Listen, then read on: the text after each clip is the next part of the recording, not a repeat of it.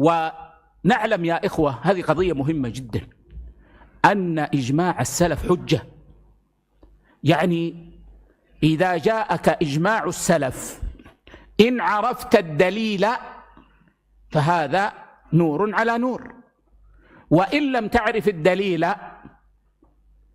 فإجماع السلف حجة، والخلاف الحادث بعد إجماعهم بدعة.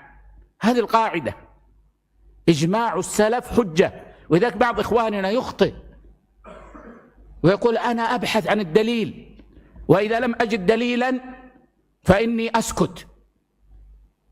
ما أجمع عليه السلف دليله فيه، وهو إجماع السلف. يعني يأتينا إن شاء الله في الميزان أن له لسانا، أجمع السلف على أن للميزان لسانا. بعض طلاب العلم يأتي يقول أنا بحثت ما وجدت دليلا. أنت ما عرفت الأدلة، لو عرفت الأدلة لأدركت أن إجماع السلف دليل. إجماع السلف من أقوى الأدلة، لأن الإجماع يتضمن الدليل، وأغنانا الإجماع عن البحث عن الدليل، لأنه ما دام أنه أجمع على دلالته فهو دليل قطعي وقطعي الدلالة، ما يحتاج أن نبحث عنه. لكن إن وجدنا الدليل فذاك خير.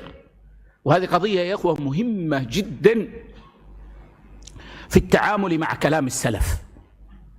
إجماع السلف حجة واجبة الاتباع، والخلاف بعد إجماعهم بدعة واجبة الاجتناب.